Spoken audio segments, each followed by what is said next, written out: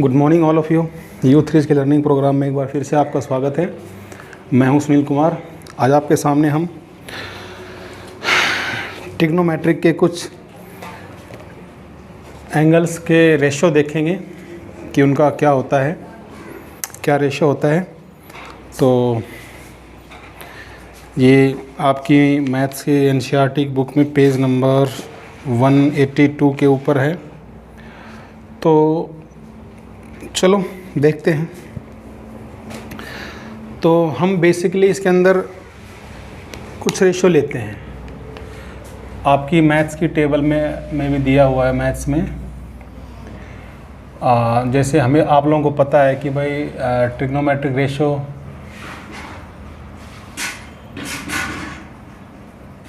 जो रेशो हैं वो 6 होते हैं।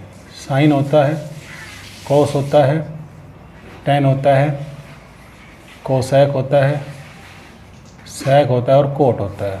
ठीक है बच्चों। तो वैसे तो इनके एंगल्स 11th क्लास में आप पढ़ेंगे और भी बहुत सारे, लेकिन जो 10th क्लास में बेसिकली हम पढ़ते हैं 0 डिग्री के ऊपर कुछ इंपॉर्टेंट एंगल हैं, 30 डिग्री के ऊपर और 45 के ऊपर, 60 के ऊपर और 90 के ऊपर। यानी अगर आपसे पूछा जाए कि साइन 0 की वैल्यू क्या होती है, साइन 30 की वैल्यू क्या होती है, साइन 45 की वैल्यू क्या होती है, साइन 60 की वैल्यू क्या होती है और साइन 90 की वैल्यू क्या होती है, तो उसके लिए हम क्या करते हैं बेसिकली, तो ये हम निकाल लेंगे। वैसे तो ये टेबल दी हो तो आप टेबल को भी याद कर सकते हो। ये आपके मैथ्स में दिया हुआ है। ये जो आपको टेबल दिखाई दे रही है, आप इसको देखिए।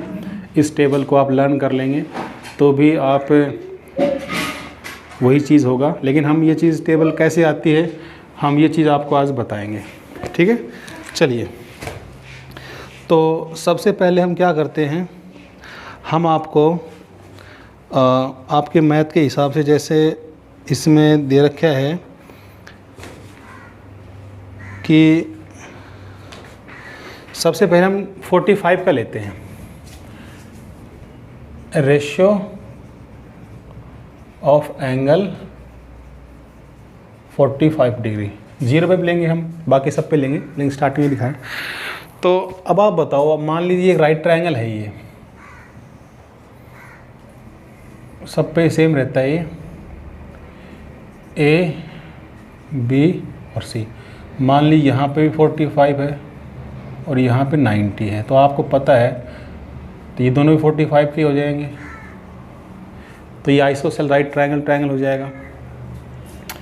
तो मान लेते हैं हम इसको ले लेते हैं ए और इसको ले लेते हैं, ये भी ए हो जाएगा।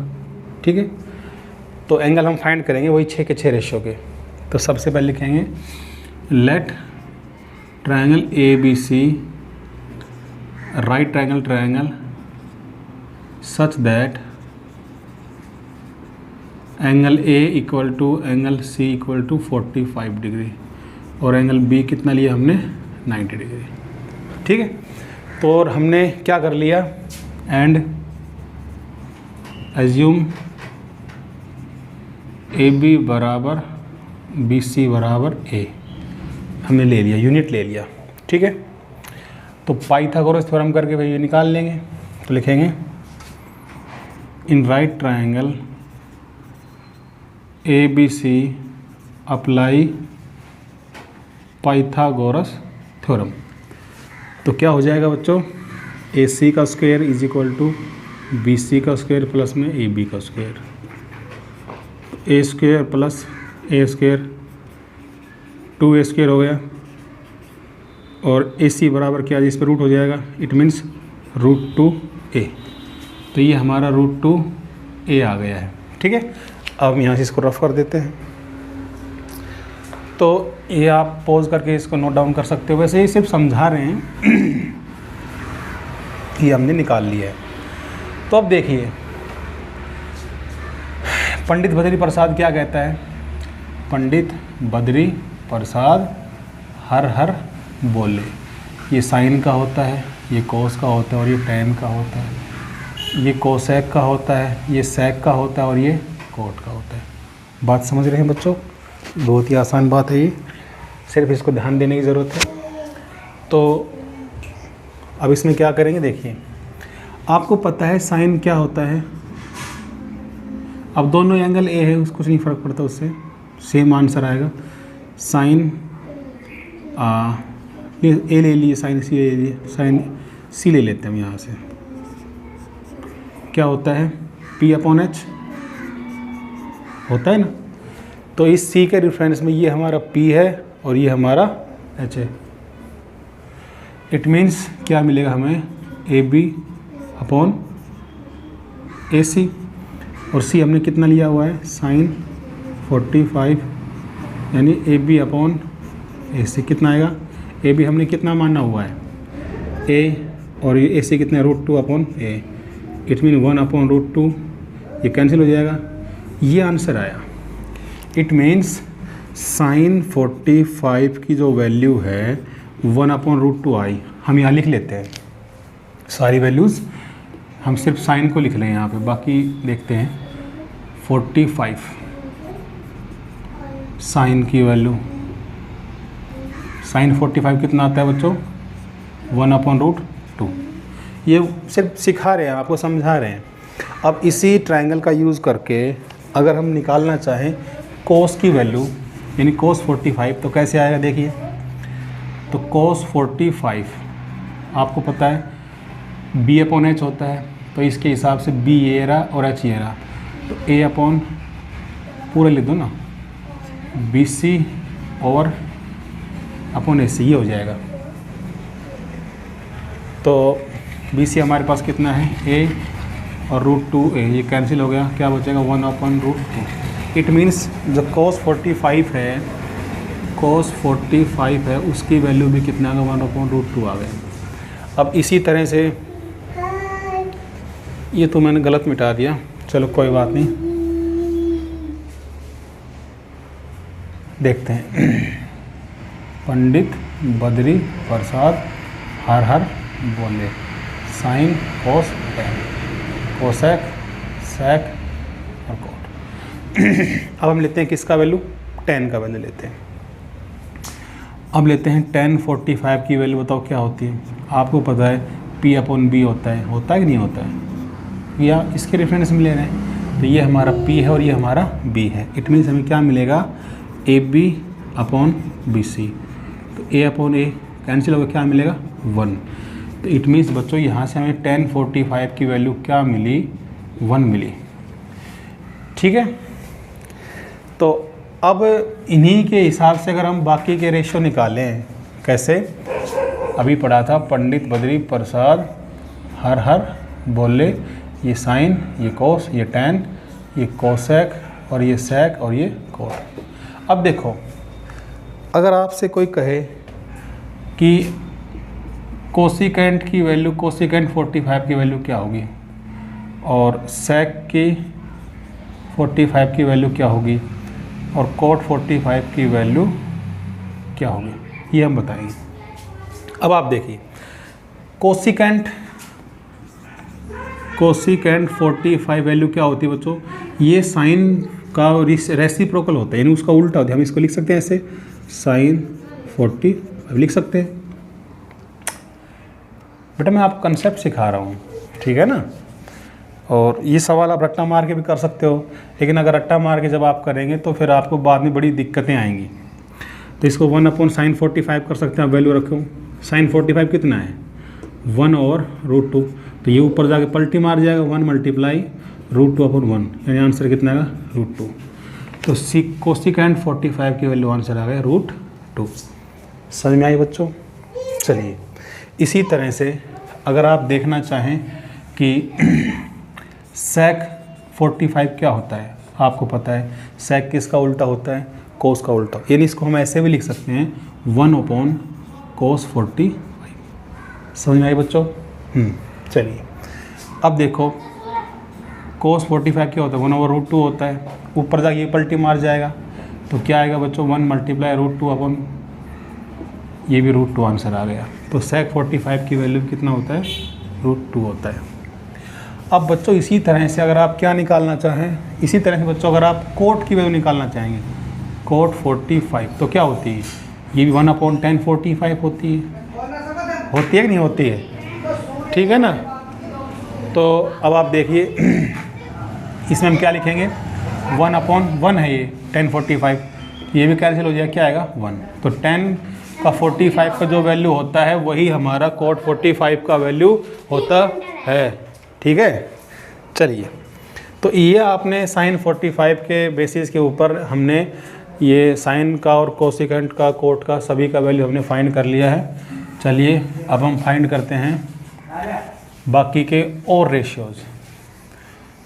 तो अब हम फाइंड करेंगे 30 और 60 के ऊपर, ठीक है ना। कैसे करेंगे बच्चों, ट्रिगोनोमेट्रिक रेशियो, ठीक है, ऑफ 30 डिग्री एंड 60 डिग्री, ठीक है। तो उसके लिए बच्चों हम क्या करेंगे, तो उसके लिए हम सबसे पहले करेंगे, अब की बार हम लेंगे एक, अब की बार हम क्या लेंगे, एक राइट आइसोसेल्स ट्रायंगल ले लेते हैं। तो इसके लिए बच्चों हम क्या करेंगे, अब की बार हम एक आइसोसेल्स ट्रायंगल लेंगे, ठीक है बच्चों, ABC, और ये तीनों साइड हमने बराबर ली। अब आप इसको कुछ भी साइड मान सकते हो, कोई भी लेंथ ले लीजिए। हम इसको लेते हैं, लेट ABC इज इक्विलेटरल लेते हैं। हमने इसमें थोड़ी देर पहले इसको आइसोसेल्स बोल दिया, उसके लिए सॉरी। इक्विलेटरल ट्रायंगल, इसमें क्या हो जाएगा, AB बराबर BC बराबर CA। अब आप इसको कुछ भी ले लीजिए, A मान लो, 2A मान लो, X मान लो। हमने इसको A मान लिया, ये भी A, ये भी A और ये भी हम A मान लिया, ठीक है। इक्वल टू हमने इसको A एज्यूम कर लिया, ठीक है बच्चों। अब क्या करेंगे, हमने यहाँ से इसके ऊपर एक परपेंडिकुलर ड्रॉ कर दिया, D। तो लिखेंगे ड्रॉ AD परपेंडिकुलर BC। आपको पता है जब ये परपेंडिकुलर होगा तो इसको दो भागों में डिवाइड करेगा। तो ये पूरा अगर आपका A है तो ये क्या हो जाएगा, A/2, और ये भी A/2, और ये A है ही, ठीक है। अब देखो ये दोनों ट्रायंगल आपस में सिमिलर कॉन्ग्रुएंट हो गए। लिखेंगे in triangle AD B and triangle ADC। Angle B equal to angle C है, 60 है तो गिवन है, क्योंकि आपको पता है इक्विलेटरल ट्रायंगल सभी एंगल कितने के होते हैं, 60 के। और angle D equal to angle D, ये कितने का हो जाएगा, ये 90 का हो जाएगा। ये कंस्ट्रक्शन से ऐसा हुआ है। तो दोनों ट्रायंगल क्या हो गए बच्चों, triangle ADB similar congruent triangle, similar लिख लो, सिमिलर से काम चला लेते हैं, similar triangle ADC, angle rule of similarity से, ठीक है। इट मीन्स क्या हो जाएगा, angle BAD equal to angle CAD, ये इक्वल हो जाएगा कितना, ये 90 का, ये 60 का, ये 30 का हो जाएगा, ठीक है। ये सिर्फ समझाने के लिए, कंसेप्ट बताने के लिए कि ये वैल्यू कहाँ से आई है, इस चीज़ के लिए सारा ये कर रहे हैं हम। बाकी इसका एग्ज़ाम वगैरह में ये नहीं आते हैं। अभी आप देखिए, आपको पता है ये तो 60 हो ही गया, और अभी हम इसको साबित कर दिए 30 हो गया। अब इसको काट के यहाँ ले आओ, इससे हम बातचीत करते हैं और फिर देखते हैं। AD और B, ये हमने क्या निकाला, A/2, और ये A, तो ये डिस्टेंस निकाल लेंगे हम किसकी सहायता से, पाइथागोरस की सहायता। आपको पता है पाइथागोरस लगाएंगे तो इसके स्क्वायर में से ये घटाएंगे, ये वैल्यू आ जाएगी। जब भी हम हाइपोटेनस निकालते हैं तो ऐड करते हैं, परपेंडिकुलर या बेस निकालते हैं तो सबट्रैक्ट करते हैं। तो लिखेंगे बाई PGT, मतलब पाइथागोरस थ्योरम। तो AD की वैल्यू आ जाएगी √A² माइनस A/2 का स्क्वायर। मैंने डायरेक्ट कर दिया ये, भाई इसके स्क्वायर में यही तो घटाएंगे, तो A², तो ये वैल्यू आ जाएगी ए स्क्वायर माइनस ए स्क्वायर बटा 4, एलसीएम लेंगे तो ये 4 हो जाएगा, 4 ए स्क्वायर माइनस ए स्क्वायर, क्या आंसर आएगा 3 ए स्क्वायर बटा 4 इसका रूट। तो हमें ए डी मिलेगा, यहाँ से ए डी आएगा बच्चों √3, एक का तो बाहर हो गया, 2, ये आंसर आया 3। और ये आपके मैथ में इसको 2a लेके मतलब किया गया है, तो उसमें अपॉन में नहीं आती वैल्यू। तो देखिए तो ये तीनों वैल्यू हमने निकाल लिए हैं। अब आपको पता है ये हमने 30 निकाला था और ये 60 है। अब इसके बेसिस क्या, इसके बेसिस के ऊपर हम सभी वैल्यू फाइंड कर लेंगे। अब देखिए सबसे पहले हम निकालते हैं सेम वही पंडित बद्री प्रसाद हर बोले, ये साइन हो जाएगा, ये कोस और ये टैन और ये कोसेक और ये सेक और बच्चों ये हो जाएगा कॉट। अब देखिए इधर से 30 का लेकर इस साइड ले लेंगे 60 की साइड, तो हम पहले 30 कर रहे हैं। तो सबसे पहले लिखेंगे साइन 30। तो आपको पता है साइन 30 होता है P/H, तो इस एंगल के रेफरेंस में ये हमारा P है और ये हमारा H है। It means AY2 upon AY1, ऊपर जाके मल्टीप्लाई हो जाएगा, ये 1/A हो जाएगा, कैंसिल क्या मिलेगा 1/2। बात समझ में आई बच्चों? चलिए अब इसी तरह से साइन किसका उल्टा मिलता है, साइन से हमें कोसिकेंट का मिल जाता है। तो हम इसको लिखना चाहें कोसिकेंट 30 डिग्री, तो इसको ऐसे नहीं लिख सकते क्या 1/sin 30 डिग्री लिख सकते हैं। तो ये वैल्यू यहाँ रखिए 1/1/2, तो ऊपर जाके हो जाएगा 2 मल्टीप्लाई यानी 2। कोसिकेंट 30 की वैल्यू क्या हो जाएगी 2। अब इसी तरह निकालते हैं हम साइन 60 की वैल्यू, साइन 60 वैल्यू। आपको पता है साइन क्या, वही P/H होता है ना। तो इस साइन 60 के रेफरेंस में ये हमारा P है और ये हमारा H है। तो यहाँ से हमें क्या मिलेगा, ये मेन लाइन √3/2 और ये A और ये, तो ऊपर जाके ये मल्टीप्लाई हो जाएगा, ये कैंसिल हो जाएगा, क्या आएगा √3/2, ये आंसर मिलेगा। यानी साइन 60 की वैल्यू ये होती है।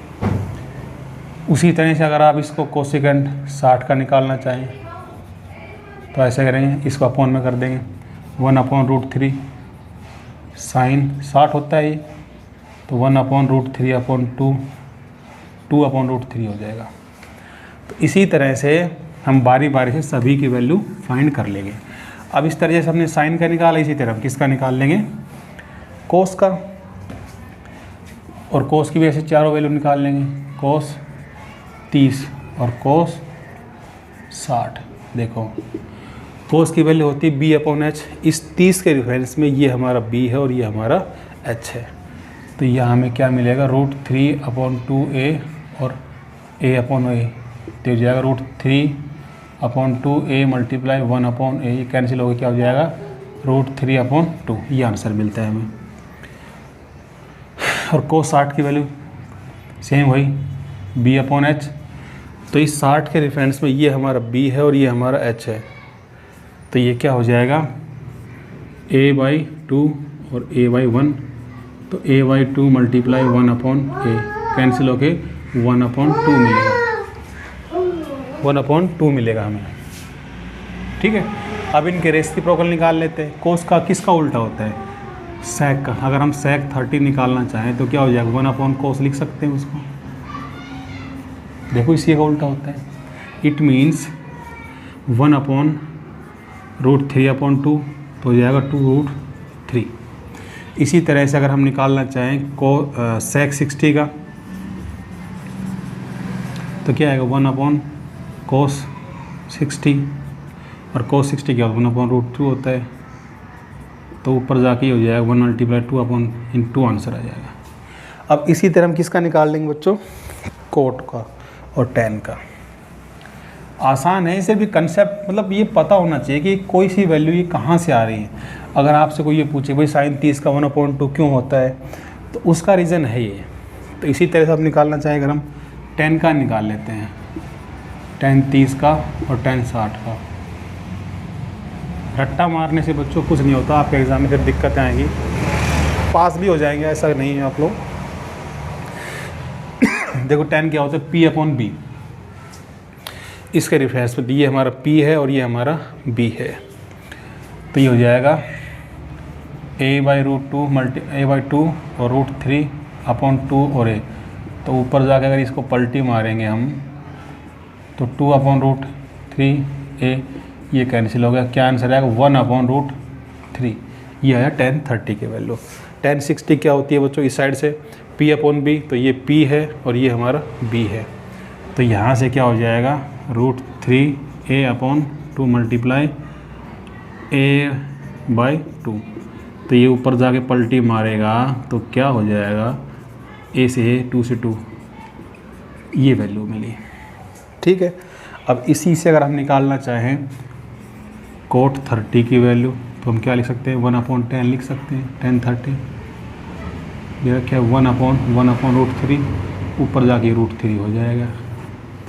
और इसी तरह अगर हम cot 60 की वैल्यू निकालना चाहें बच्चों तो हम इसको लिख सकते हैं tan 60, तो ये हो जाएगा 1/√3, बस ये इसका आंसर।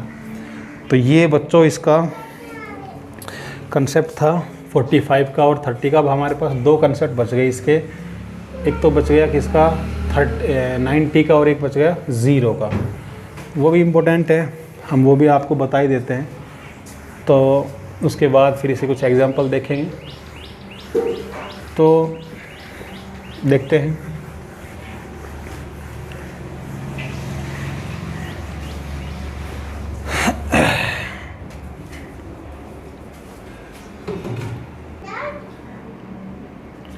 देखिए बच्चों, साइन 0 मतलब 0 से लेकर 90 तक ये रेशियो हम कैसे फाइंड करेंगे। तो अब एक बात देखिए, ये एंगल तो 0 हो नहीं सकता है। अगर आपसे कोई कहे कि भाई एंगल क्या होता है तो हम क्या कहते हैं, मान लीजिए हमारी वैसे एक इस पे एक इनिशियल लाइन होती है और एक टर्मिनल लाइन होती है, ठीक है। तो अगर ये एक इसी के ऊपर एक रे दूसरी है तो अगर ऊपर की तरफ जाए उसे बोलते हैं एंटी क्लॉकवाइज और नीचे की तरफ जाए उसे बोलते हैं क्लॉकवाइज। तो जो अगर ये शुरुआत कंडीशन इसकी ये है, अगर मान लीजिए ये दो तरीके से रोटेशन कर सकती है, तो एक तो ये हो सकता है कि ये ऐसे चली जाए, एक एंगल बनाएगी थीटा, या ये पॉसिबिलिटीज ये भी हो सकती है कि ये नीचे तरफ आ जाए, तो ये होगा एंटी क्लॉकवाइज। क्या होगा बच्चों, और ये होगा क्लॉकवाइज। ये पॉजिटिव एंगल होगा और ये नेगेटिव एंगल होगा, ठीक है। ये वैसे 11th क्लास में आप इसको अच्छे से डीप पढ़ेंगे, ये छोटा सा था। तो आपसे कोई पूछे भाई एंगल के डेफिनेशन क्या होता है, तो हम ये कहेंगे कि ये जो अभी आप इसको देखो, ये इस तरह से रोटेशन कर रहा है, तो इसने इस रे ने जितना डिस्टेंस ट्रेवल किया है वही हमारा क्या है, एंगल है। तो यहाँ पे 0 कब होगा, ये होगा यहाँ पे 0 केस। अगर मान लीजिए थोड़ा सा और ऊपर जाएगा तो 1 2, यहाँ से एक 1 फिर 2 ऐसे डिग्री होता होता 60 30 ऐसा 90 पहुँच जाएगा, यही तो होगा ना। तो ये कह रहा है कि 0 कब होता है, तो जब 0 होगा तभी हम उसकी वैल्यू को अच्छे से निकाल पाएंगे। अभी हमारे पास 0 है ही नहीं, तो ये हम इस तरह निकालना चाहें कि 0 की वैल्यू क्या होगी। देखिए कि अभी मान इसको 0 करते हैं तो ये एंगल मान लीजिए ट्रायंगल, अगले में ये एंगल यहाँ से आ जाएगा, ये रोटेशन यहाँ से घट के यहाँ से आ सकता है, मान लीजिए। अगले में ये यहाँ से आ सकता है, मान लीजिए। और एक समय ऐसे आएगा ये घटता घटता ऐसे बिल्कुल नीचे आ जाएगा, और एक समय ऐसा आएगा ये बिल्कुल एक ही लाइन के ऊपर दोनों आके खड़े हो जाएंगे। तो उस कंडीशन पे हमारा वैल्यू क्या होगा, 0 डिग्री होगा। तो सबसे पहले हम साइन 0 की वैल्यू सब चीज़ निकालते हैं। साइन 0 क्या होता है, देखो साइन 0 कोस 0 और tan 0, उसके बाद इनके रेसिप्रोकल करके हम निकाल लेंगे। साइन होता है P अपॉन एच, कोस होता है B अपॉन एच, और टेन होता है P अपॉन P। अब देखो साइन 0 जब होता है तो P अपॉन एच होता है, तो यहाँ पे तो हमारी परपेंडिकुलर की वैल्यू कोई है ही नहीं, तो जब परपेंडिकुलर की वैल्यू कोई होती नहीं है तो फिर उसकी वैल्यू मिलेगी 0। तो साइन 0 क्या होता है? 0 होता है। कोस 0 क्या होता है? अब देखो कोस 0 होता है B अपॉन एच, यानी बेस तो हमारे पास है क्या? नहीं है हमारे पास, h नहीं है। इट मीन्स h हमारा क्या है? 0। तो कोस 0 कैसे निकालेंगे? देखिए आप इस चीज़ को, है भाई, आप इसके अंदर देखिए कोर्स से देखिए आप कि कोस की वैल्यू होती है बेस और हाइपोटेनस के ऊपर, तो यही वैल्यू, ये हमारा हाइपोटेनस है और यही हमारा क्या है? बेस। तो जब ये दोनों एक ही जगह पर आ जाएंगे तो बेस और हाइपोटेनस दोनों क्या हो जाएंगे? सेम हो जाएंगे। इट मीन्स जब बेस और हाइपोटेनस दोनों सेम है तो कैंसिल होकर हमें क्या मिलेगा? 1। इट मीन्स कोस 0 की वैल्यू क्या होती है? 1 होती है। और टेन 0 की वैल्यू क्या होती है? टेन 0 होती है P अपॉन B। तो P हमारे पास इसमें है ही नहीं, क्या है हमारे पास? P 0। कोस चाहे कुछ भी हो, तो यानी ये क्या मिलेगा? 0। इट मीन्स यहाँ से हमें क्या मिला? यहाँ से बच्चों हमें ये मिला कि साइन 0 होता है 0, कोस 0 होता है 1, और टेन 0 होता है 0। ये होता है, ठीक है ना। अब अगर इसका रेसिप्रोकल करें तो कैसे करेंगे? देखो कोसिकेंट 0, हम इसको लिख सकते हैं साइन 0, बिल्कुल लिख सकते हैं। तो 1 अपॉन साइन 0 वैल्यू क्या हो? 0। क्या इसको हम सोल्व कर सकते हैं? नहीं कर सकते, ये अनडिफाइन हो जाता है। तो कोसिकेंट की 0 की वैल्यू क्या होती है? अनडिफाइन। इन्फिनिटी भी लिख देते हैं इसको आप ऐसे, वैसे तो ऐसे लिखते हैं। उसी तरह से अगर आप लोग सेक की वैल्यू, सेक 0 की वैल्यू निकालना चाहें तो क्या हो जाएगा? 1 अपॉन कोस 0। कोस 0 की वैल्यू क्या है? 1, तो 1 अपॉन 1 क्या आएगा? 1। यानी कोस सेक 0 की वैल्यू भी क्या होगी? 1। उसी तरह से अगर आप कोट की वैल्यू निकालना चाहें, कोट 0 को हम क्या लिख सकते हैं? 1 अपॉन टेन 0। तो 1 अपॉन टेन 0 की वैल्यू क्या है? 0। तो ये भी क्या हो गया? अनडिफाइन हो गया। तो इसको भी अनडिफाइन लिख देंगे या ऐसे इन्फिनिटी लिख देंगे। तो ये तो हमने सीखी इसकी क्या कहते हैं 0 की वैल्यू निकालना। अब हम इसी तरह निकालेंगे इनके 90 डिग्री की वैल्यू। वो भी देख कैसे निकालेंगे। अगर बच्चों मान लीजिए आप लोगों के पास आपसे कोई ये कहे कि साइन 90 की वैल्यू निकालो, कोस 90 की वैल्यू बताइए, टेन 90 की वैल्यू, सिर्फ 3 में निकालें, उसके बाद इसके रेसिप्रोकल करके हम निकाल लेते हैं। तो साइन आपको पता है P अपॉन एच होता है, और ये B अपॉन एच होता है, और ये P अपॉन B होता है। ठीक है बच्चों। अब देखिए तो यहाँ पे 90 कब होगा? जब ये लाइन यहीं पे ख़त्म हो जाती तो ये 90 हो जाएगा, ठीक है ना। मान लीजिए 90 ये तब होगा जब ये दो लाइन इसी के ऊपर चली जाएगी, मान रहे हो ना। यानी कहने का मतलब ये है कि ये पॉइंट कंडीशन ऐसी हो जाएगी, यहाँ होगा A, यहाँ होगा B, और C भी इसी पॉइंट के ऊपर आ जाएगा, ठीक है। अब बताइए साइन 90 क्या होता है? P upon H. तो हमारे पास परपेंडिकुलर है? बिल्कुल भी नहीं है। h है। तो परपेंडिकुलर और हाइपोटेनियस, देखिए साइन 90 का आपने क्या लिया था? साइन 90 का 1 आएगा, तो कैसे आएगा? परपेंडिकुलर अपॉन में बेस, सॉरी परपेंडिकुलर अपॉन में हाइपोटेनियस। तो इस कंडीशन में हमारा परपेंडिकुलर और जो, यानी अब की बार ये उस साइड चला जाएगा इस एंगल के ऊपर। अगर आप इसको ऐसे लेना चाहें, इसको हम उल्टा करके बना देते हैं ऐसे करके, तो ये हो जाएगा C और ये हो जाएगा B, और ये दोनों एक ही पॉइंट पे आके ख़त्म हो जाएंगे। हाँ ठीक है। तो देखिए यहाँ तो 0 हो ही जाएगा, तो यहाँ पे C पे, तो उस कंडीशन में दोनों वैल्यू क्या हो जाएगी? सेम आ जाएगी इसकी, परपेंडिकुलर की और हाइपोटेन्यूस। तो आंसर कितना आएगा? 1। और कोस 90 यहाँ पे हमारा जो बेस है वो ख़त्म हो जाएगा, और कोस 90 की वैल्यू क्या हो जाएगी, 0 हो जाएगी। और tan 90 क्या हो जाएगा हमारे पास 1, नॉट डिफाइन हो जाएगा tan 90, ठीक है, क्योंकि इस कंडीशन में बेस हमारा 0 हो गया है ही नहीं हमारे पास।